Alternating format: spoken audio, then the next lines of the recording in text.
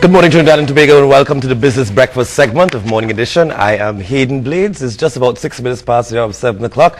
And today we're going to talk about business education. The School of Business of the University of the Southern Caribbean will be hosting a seminar on the strategic intervention and the significance of domestic and foreign direct investment for growth and development of the economy with reference to Trinidad and Tobago. That's a great mouthful. And I have a professor of business here who will explain exactly what all of it means. Here to tell us some more about it is professor of the School of Business of the School of Business at the University of the Southern Caribbean, and he is Professor Raghavalu Ramella. Did I get that correct? Yes. Raghavalu Ramella. Yes. Welcome to Business Breakfast. Thank you, Mr. Eden, and good morning Trinidad and Tobago. So tell me, this is quite a mouthful. The strategic intervention and the significance of domestic and foreign direct investment for growth and development of the economy for Trinidad and Tobago. Yes. Wow. Yes. It's a lot. Yes. So essentially you're looking at the whole question of investment in the economy and how that is achieved. Yes. Okay, let's start with the domestic side of things. Yes. When you look at the extent to which the private sector in Trinidad and Tobago responds to the opportunities for investment. Yes. We're operating in an environment where interest rates are very low. Yes. So does that mean, therefore, that there should be a greater interest in investing further, expanding capacity, building new factories, building new buildings? Yes. In the context of the Trinidad and Tobago economy? Definitely, Mr. Hayden. If you see most of the developing and developed nation, okay, they not only depend upon domestic investment within the country, because they are in terms of resources that are available within the country may not be able to, okay, or sufficient to achieve whatever the strategic goals or the vision that is set by the government. So most of the, today if you see, most of the developing and developed nation, they depend upon foreign direct investment rather than the resources. Of course, they make use of whatever the resources that are there in the economy, but it is always good to invite the foreign firms to come and establish. In that way, it can be able to achieve, okay, whatever the goals and the vision that is set by the government.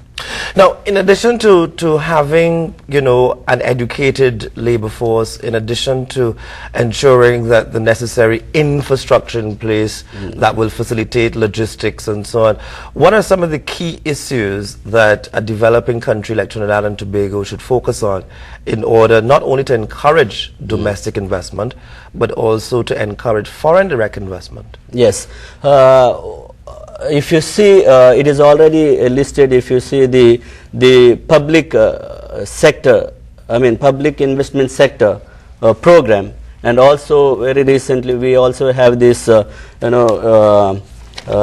recently they also came with what you call the innovative, okay, sustainability of the economy, the program, which is actually, we call it as a medium term, okay, policy framework. Mm-hmm. If you observe this, they have a priority. They identified various sectors where the government and the industry, where we can invest into these sectors. I want to just highlight few of these sectors which are basically highlighted by which are highlighted in public sector investment program 2012, and also we can see these programs are highlighted in medium term policy framework, 2011 to 2014, and also we can observe in investment policy of Ministry of Trade and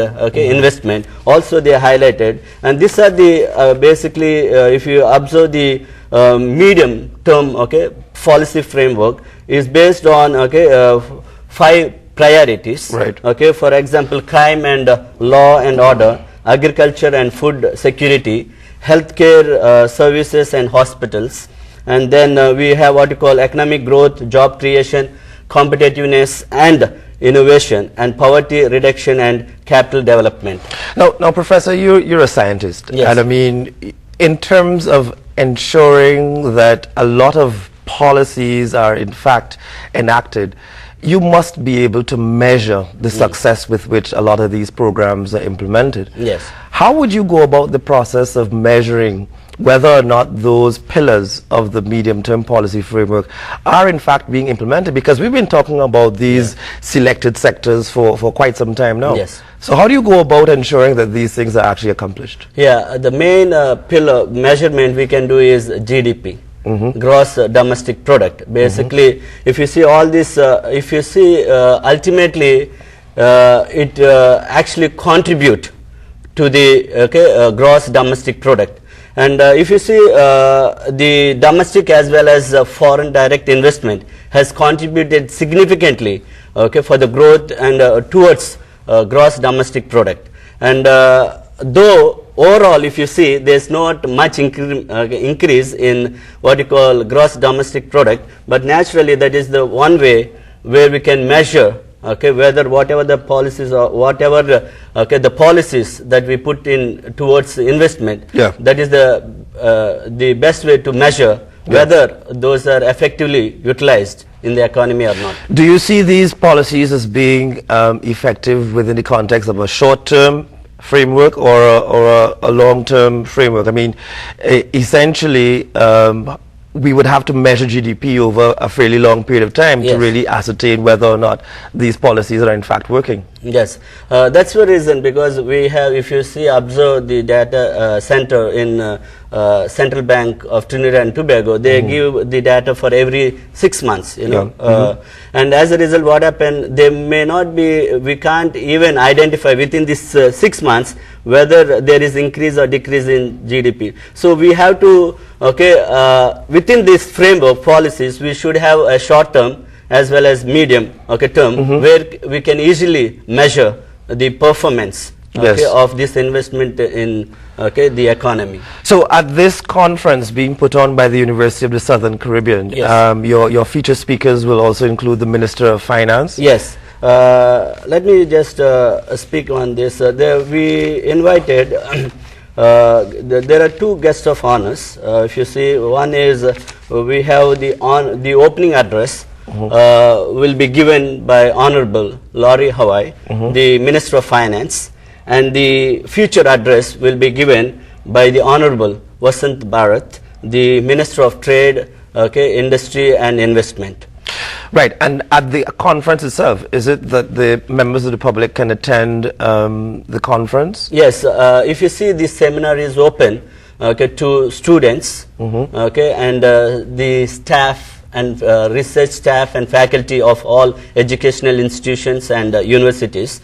We also targeted what you call industrialists, budding entrepreneurs, consultants and investors. Right. So you plan to have the conference at the university campus? Yes. And it's going to be on what date? It will be on November 25th. November 25th, it will be on Sunday, November 25th, 2012, from 9 a.m. to 4 p.m. 9 a.m. to 4 p.m. So it's an entire day? Yes. Okay. And it's free to the public? No, not really, because what happened is that we have a registration fees of $150. Yes. That's TT dollars? Yeah, TT dollars. Okay, very good. That is the minimum to cover our operating expenses. Great. Yes. Well, this is the second year that you're doing the conference. Yes. Well, sir, I wish you all the best. Yeah, thank you. And I hope that you have a wonderful conference. And, thank you. You know, come back and talk to us about what the USC is doing in terms of business development and so on. Yes, yeah? Definitely. Okay. Thank you, Mr. Hayden. And thank you. Yeah. Okay, folks, we're going to take a quick break, and when we come back, we're going to talk a bit about ICT. Stay with us.